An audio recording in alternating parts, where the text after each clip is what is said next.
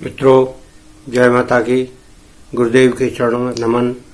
और आप सभी से मेरा निवेदन है, आप साधना करते हैं, बहुत सारी जानकारियां आपने प्राप्त भी कर रखी होंगी और गायत्री साधना में बहुत लोग मंत्रों का जाप तो करते ही हैं और मूर्ति या फोटो भी सामने लगाते हैं।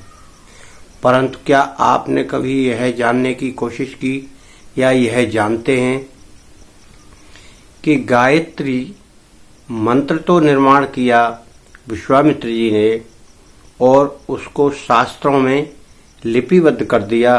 शास्त्रों के बाद कुछ ज्ञाताओं, कुछ पंडितों, ब्राह्मणों को यह सौंप दिया गया। उसके बाद यह बहुत दिनों तक लुप्त हो रहा और लुप्त रहते रहते यह आम लोगों तक नहीं आया।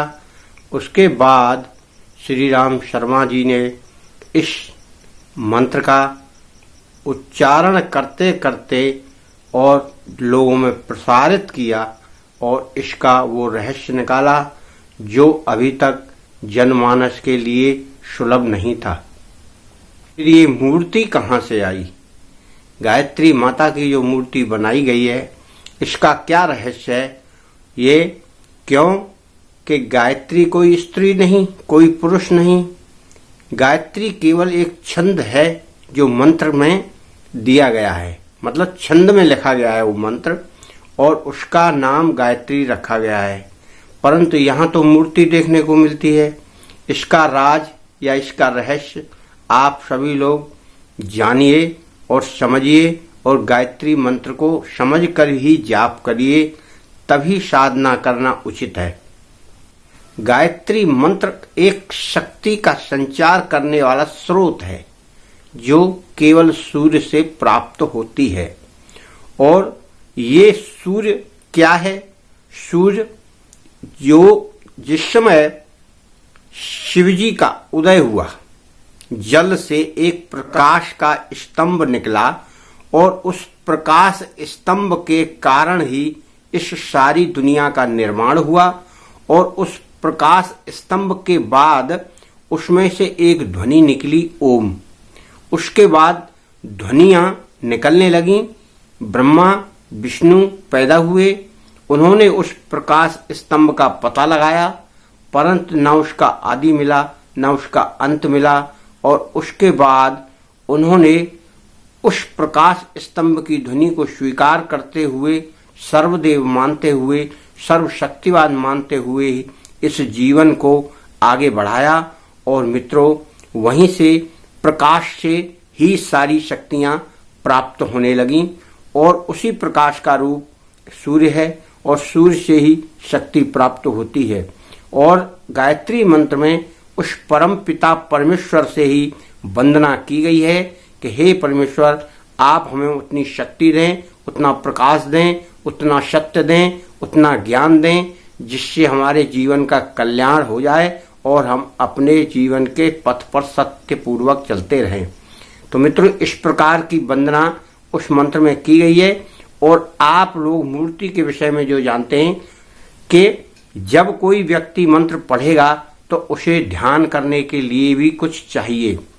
इस प्रकार से उन्होंने इसका निर्माण करवाया और इसका विरोध भी बहुत किया विद्वानों ने कि ये मूर्ति नहीं बनना चाहिए और इसमें कोई मूर्ति नहीं होती है। तब अंततः श्री राम शर्मा जी अपने विचारों पर डटे रहे और उन्होंने मूर्ति का निर्माण इसीलिए किया कि यदि किसी व्यक्ति को कोई चीज दिखाई ही नहीं देगी तो वह उसकी साधना कैसे करेगा, उसका ध्यान कैसे करेगा, उसका मनन कैसे करेगा और फिर वो उसको पकड़ेगा कैसे। मगर जो लोग इस मंत्र को ओपन नहीं करना चाहते थे या जनमानस को नहीं फैलाना चाहते थे, उन लोगों ने इस मूर्ति का विरोध किया। आज मित्रों, उस मूर्ति के ध्यान करने से हम मंत्र का जाप करते हैं और उसमें ध्यान करने से सिद्धि भी प्राप्त करते हैं, अपनी मनोकामनाएं भी प्राप्त करते हैं। यही एक कारण है कि शर्मा जी के अकथ प्रयास से ही यह गायत्री मंत्र आज हम सब आपको यह देखने को मिल रहा है और सिद्धि साधना के लिए मिल रहा है। शर्मा जी ने जब से इसका प्रचार किया या प्रसार किया आचार्य जी ने, तभी से ये गायत्री मंत्र लोगों तक पहुंचा है। इससे पहले यदा कदा ब्राह्मणों के पास या ज्ञान शास्त्रियों या अर्थशास्त्रियों या ये कहिए कि जो जानकार थे शास्त्रों के, उन्हीं के पास यह मंत्र रहता था और वो उस मंत्र का उपयोग करते थे और लोगों को पैसे लेकर उसकी हवन और जाप की पद्धतियों के द्वारा उसको करवाया करते थे या स्वयं करते थे। इस प्रकार वो उससे कमाते थे और जनमानस में इसका कोई प्रचलन नहीं था। आप किसी भी भ्रम में न रहें कि शक्ति कहाँ है। शक्ति केवल सूर्य में है और शिव में है। शिव और शक्ति से ही सारे वेद मंत्रों का निर्माण हुआ है।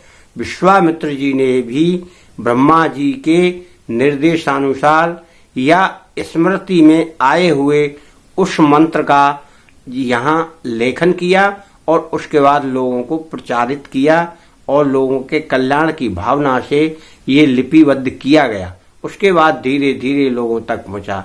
मित्रों, जय माता की। आपको ये जानकारी पसंद आई हो तो आप गायत्री माता की साधना करें।